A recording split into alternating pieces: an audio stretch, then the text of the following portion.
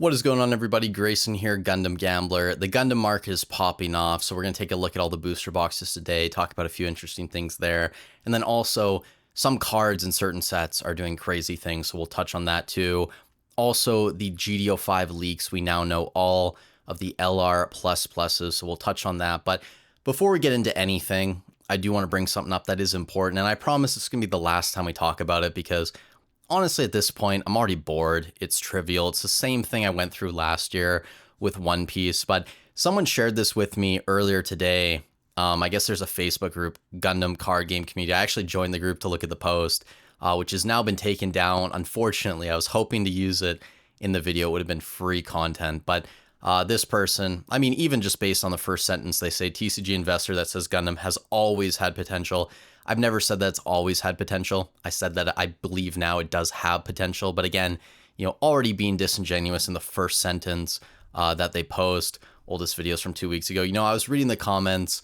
A lot of people were already talking shit about the size of the channel, which I don't know how many of these people have actually made YouTube channels.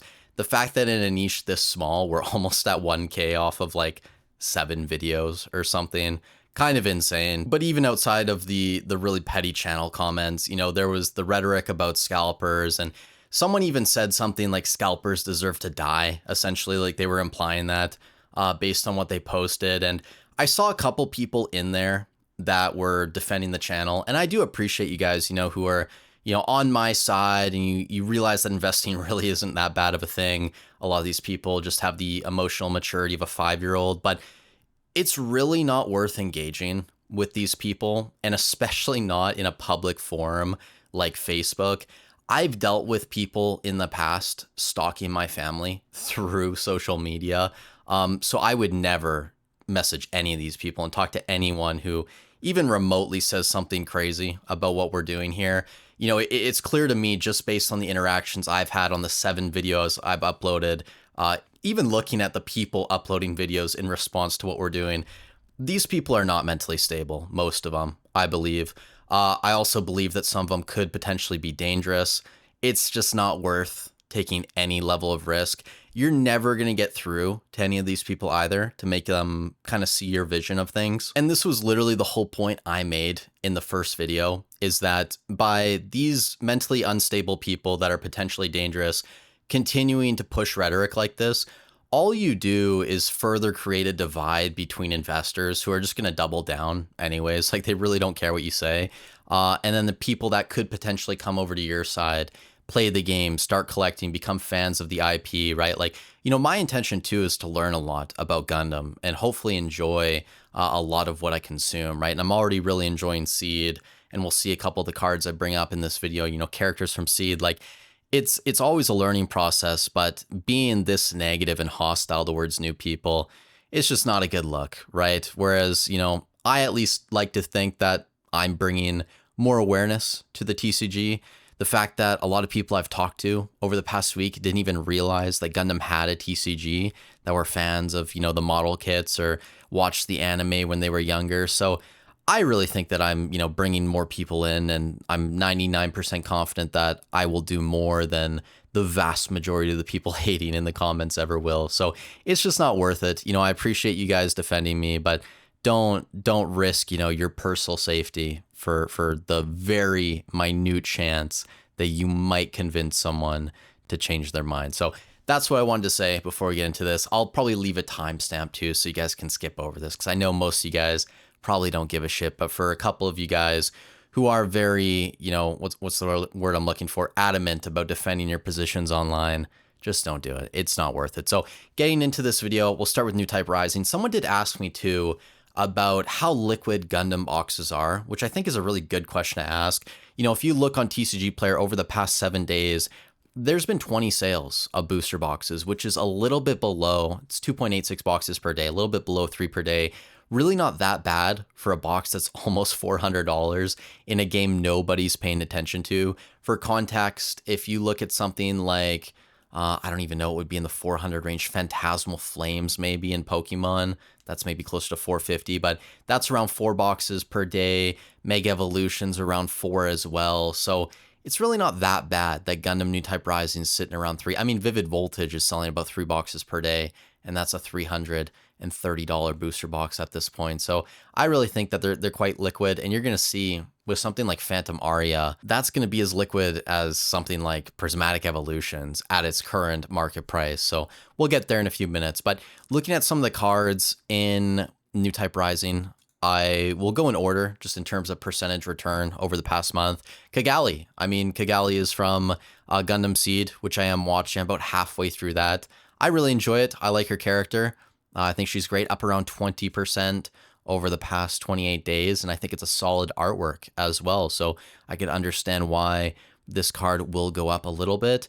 A lot of the suits are getting more expensive. So this is the LR++ from New Type Rising, Gundam Aerial Rebuild, up around 23% over the past 28 days. Now, there was a damaged hollow foil here that sold for $1,000 on the 14th.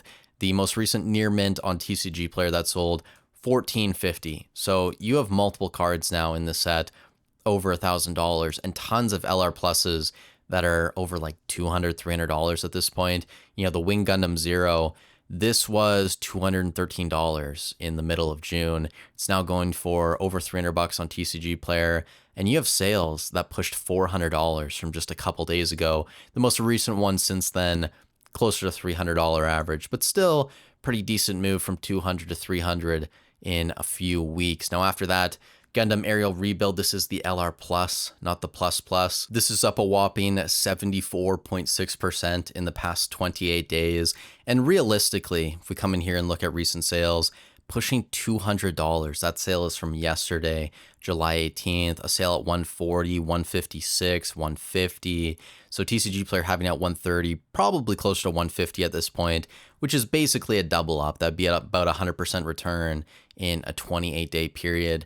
I personally, you know, having opened a case of GDO4 at this point, I really like the LR pluses, not just the plus pluses, which unfortunately I didn't pull one of those. That would have been really awesome. But I think the artworks in general are just a little bit more dynamic. You have a little bit more going on. I think people like looking at that sort of thing. The SPs as well, at least in Phantom Aria, I really like. So I'm fully sold on Gundam cards. And, you know, I think one of the things, actually, you know, we'll save that for a couple minutes from now when we get to Phantom Aria. But moving on, another card here from New Type Rising, the Gundam LR Plus.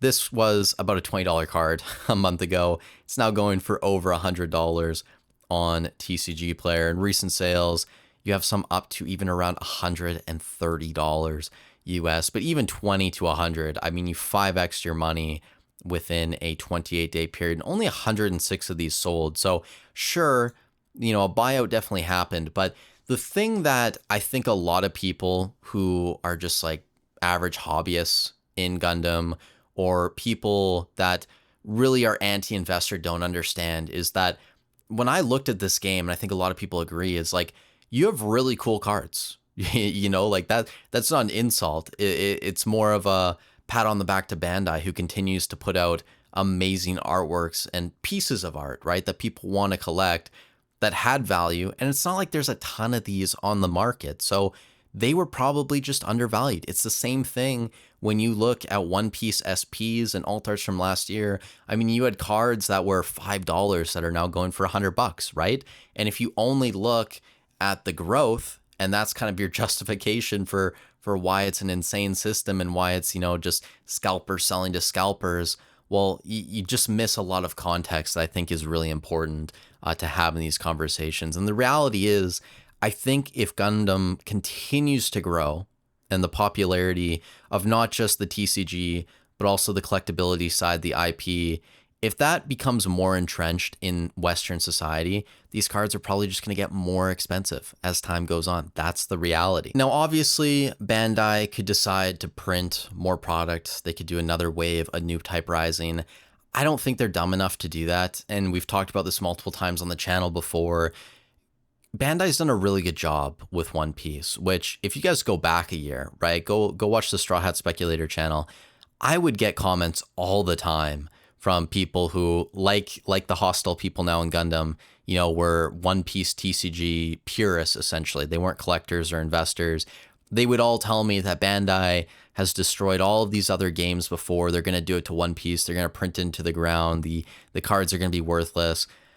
Bandai knew how to operate with One Piece. I think they're going to do the same thing with Gundam. They're going to be conservative on their print runs, which I think if you're an investor should just give you more confidence buying in to some of these sets, especially something like Phantom Aria, which I think is a lot better than Dual Impact and Steel Requiem, which I don't want to spend too much time on these, but looking at Dual Impact, it is up around 7% over the past 28 days, which I did forget to mention. New Type Rising is up around 4% over the past 28 days. So slow and steady growth. I mean, that is an investor's dream, right? Like, I don't want to see things jump up 500% in a month. Like, that is not sustainable growth. You know, that is clear to me that someone is trying to buy out certain things, but that is par for the course when you have new people coming in and speculating on certain TCGs. It just is what it is. It's unavoidable. And also, you got to remember too, TCG Player isn't the entire picture, right? When it comes to investing into TCGs, a lot of sales happen in Facebook groups, on eBay, Manapool, like other platforms as well. So I just don't think you can look at TCG Player and freak out, right? Take in everything, see what a true market price would be, and go from there. But I digress. We'll move on. Maybe we'll do a deep dive into Dual Impact and Steel Requiem eventually. Again, I know we covered some of the cards a while back, but we'll do another video there in the future. I want to get to Phantom Aria and talk about this a little bit more today, but before we get into that, if you guys do enjoy my content, I'd really appreciate if you leave a like on the video, subscribe to the channel as well. We're getting very close to 1,000 subs. I think we'll get there, I don't know, within a couple weeks. I think that'd be cool, hopefully, right? And if not, absolutely no worries. But, you know, if you guys are here, you enjoy the content, I would really appreciate it if you leave a like, share it with a friend. It does help out a ton. So thank you guys for the support. Now, hopping into Phantom Aria, this is up around 9% over the past 28 days. This booster box is about $100 at this point. When we talk about liquidity, which actually we should rewind a little bit, bear with me guys. Dual Impact, I mean, fairly liquid as well. We're looking at maybe like 5, 6, 7 boxes selling per day. Steel Requiem, maybe a little bit lower, but still around like 4 to 5 boxes selling per day over the past week. Phantom Aria, I mean, I know the graphs look a little bit lower, but we're talking about like 20 to 30 boxes selling per day over the past week on TCG Player. And I don't think people realize just how liquid of a product Phantom Aria is right now. And it makes perfect sense to me. You know, I bought a case, which I initially intended to be an investment. And I said, you know what, fuck it. Like, we're going to open a case. And it was a ton of fun. The EV was pretty solid. I think I got probably about 900 US in alts, you know, whether it's the LR pluses. I did pull the Suletta Mercury, the R plus there too. The SPs are beautiful. Didn't manage to pull an LR plus plus, but that's fine.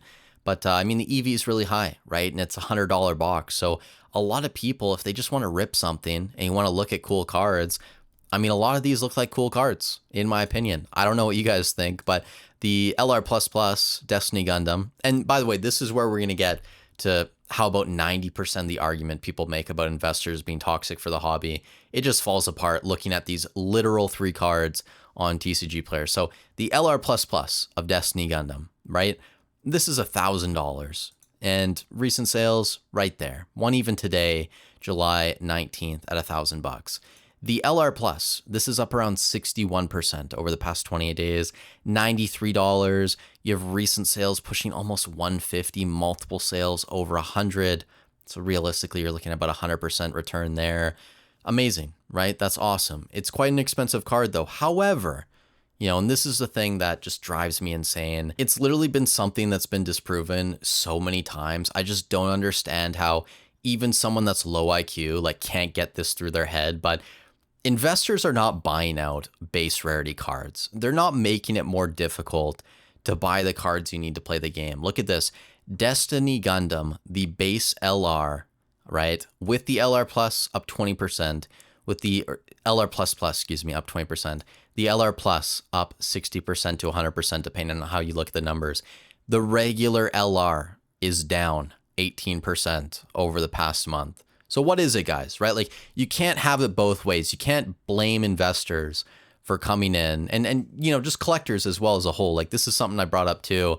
if you're going to blame investors for making cards more expensive, you have to blame genuine collectors as well, right? Like you can't separate the two if ideologically you're saying people buying the cards, increasing the value of said cards is making it more difficult for new people to come in and play the game, right? You can't have it both ways. So that's kind of a whole other topic. But with these cards getting more expensive, base rarity cards, they're going to get cheaper, just stay the same, right? And I think that's how it's going to continue to go. That's why I don't think you should worry about that. But if you like the LR pluses or the plus pluses, I think it's a decent time to get into some of these, right? Not everything's popped off. I don't think everything will pop off. I do think in something like Gundam, it's similar to One Piece where you should probably stay with the most popular characters, the most popular suits as well. Don't be buying a little bit of everything. Don't be buying your Frankies and your Usops in One Piece, even though they're straw hats. Stick with your Luffy's, your Nami's, your Zoros. Like that's the way to go. It's going to be the same thing with Gundam. Just buy the most popular suits, buy the most desirable, amazing cards. You'll probably do fine. Or if you want to just go the Grayson route, you buy some cases of products you like. I have a case of New Type Rising. I have a case of Eternal Nexus. I did buy another case of GDO4, which I do plan to keep that one sealed. And then GDO5 with all of these LR++ leaks that we've gotten now. This goes with the Strike Freedom Gundam LR++ that we've known about. You're going to have 8 pilot SPs. All the alt arts that are getting leaked on Reddit, I mean, they all look amazing as well. So there's going to be a ton of value in this set. I believe the LR++s, even though not everyone is super hyped about these artworks, which I kind of understand. Like they'll probably have good texture, they'll probably be high quality, but in terms of the artworks, I do think they could have done a little bit more with some of these, but they're still going to be expensive, right? And then some of the LR pluses, considering how many of those are going to be in the set, how many of the SPs are going to be in the set, there will be a lot of value in here. So I think having some GDO5 booster boxes, maybe a case or two if you're very serious about this, I think that's a decent play as well. So that's really all I wanted to get to in this video. Coming up on Tuesday, we'll do the market watch, and then either like Thursday or Friday, I do want to get a video out talking a little bit more about PSA populations currently, and then also something to do with maybe like the sales volume on eBay. We looked at TCG Player a little bit today, but we'll go deeper into what's happening on eBay North America. So with all that said, thank you guys so much for watching the video. I hope you all had a great weekend. Stay safe wherever you are in the world, and I'll catch you in the next one.